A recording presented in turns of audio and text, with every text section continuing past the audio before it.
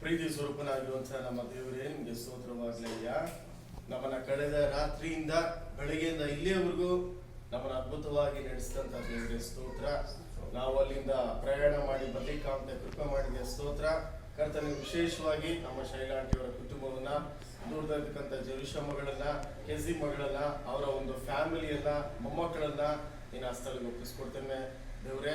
ವಿಶೇಷವಾಗಿ ಕರ್ತನೆ, ನೀನು ಇವ್ರನ್ನ ಕಾದು ಕಾಪಾಡಿ ಸಂರಕ್ಷಿಸಿದ್ದಕ್ಕಾಗಿ ನಿನಗೆ ಸ್ತೋತ್ರ ದೇವರೇ ಕರ್ತನೆ. ಯಾಕಂದ್ರೆ ನೀನು ನಂಬಿಗಸ್ತನಾದಂತ ದೇವರು, ಇವರು ನಂಬಿಕೆಯುಳ್ಳ ಮಕ್ಕಳು. ನನಗೆ ಸ್ತೋತ್ರ ಅಪ್ಪ.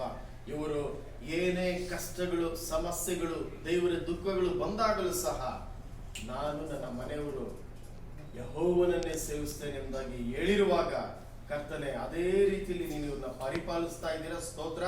ಮತ್ತೊಂದು ಆವರ್ತಿ ಇವರೆಲ್ಲರನ್ನ ಅದ್ಭುತವಾಗಿ ಕರ್ತನೆ, ನಿಮ್ಮ ವಿಶೇಷವಾದಂತ ನಿಮ್ಮ ವಾಕ್ಯದ ಬಲದಿಂದ ನೀವು ಇವ್ರನ್ನ ಆಶೀರ್ವದಿಸಿ ಬಲಪಡಿಸಿರಿ. ಅದೇ ರೀತಿಯಲ್ಲಿ ನೆರೆದು ಬಂದಿರುವಂತ ಎಲ್ಲ ಮಕ್ಕಳಿಗಾಗಿ ನಾವು ಸ್ತೋತ್ರ ಸಲ್ಲಿಸ್ತೇವೆ.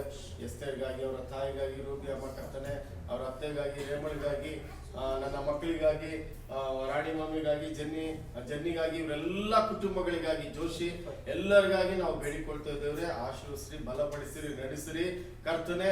ಹೌದು, ನೀನು ನಂಬಿಗಸ್ತನಾದಂತ ದೇವರು. ನಾವು ದಿನೇ ದಿನೇ ನಿನ್ನಲ್ಲಿ ನಂಬಿಕೆಯಿಂದ ಒಂದು ವರ್ಷವನ್ನ ಪೂರೈಸಿದಂತ ನಮ್ಮ ಪ್ರೀತಿಯುಳ್ಳ ರಕ್ಷಿತ್ಗಾಗಿ ಮತ್ತೆ ಜೆನಿಫರಿಗಾಗಿ, ಈ ಎರಡು ಕುಟುಂಬಗಳಿಗಾಗಿ ನಾವು ನಿನಗೆ ಸ್ತೋತ್ರವನ್ನ ಸಲ್ಲಿಸ್ತೇವೆ ದೇವರೇ ಕರ್ತನೆ.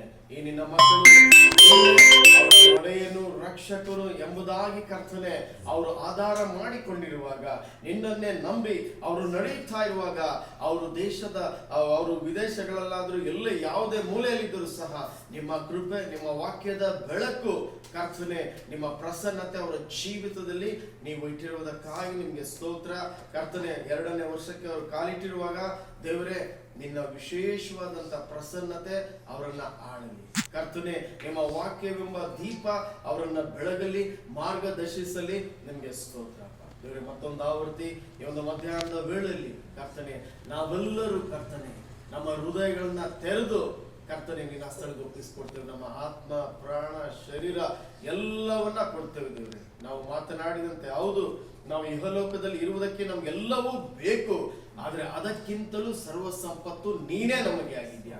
ಯಾಕಂದ್ರೆ ನಿನ್ನ ರಕ್ಷಣೆ, ನಿನ್ನ ನಿತ್ಯ ಜೀವ, ಅದು ನಮ್ಗೆ ಶಾಶ್ವತವಾದದ್ದು. ನಿಮ್ಗೆ ಸ್ತೋತ್ರ. ಆದ್ರೂ ಲೋಕದಲ್ಲಿ ಇರ್ಬೇಕಾದ್ರೆ ನಮ್ಗೆಲ್ಲವನ್ನ ಕೊಟ್ಟಿದ್ದೀರ. ಮುಂದೆಯೂ ಸಹ ಇಹಲೋಕದಲ್ಲಿಯೂ ನಮ್ಗೆ ನಿತ್ಯ ಜೀವದ ಆಶೀರ್ವಾದಗಳಿಂದ ತುಂಬಿಸಿ ನಡೆಸುವಂತ ಯೇಸುವಿನ ನಾಮದಲ್ಲಿ ಎಲ್ಲವನ್ನ ಬೇಡಿಕೊಂಡು ಹೊಂದಿದ್ದೇವೆ ನಮ್ಮ ನಿತ್ಯ ಜೀವವುಳ್ಳ ತಂದೆಯೇ.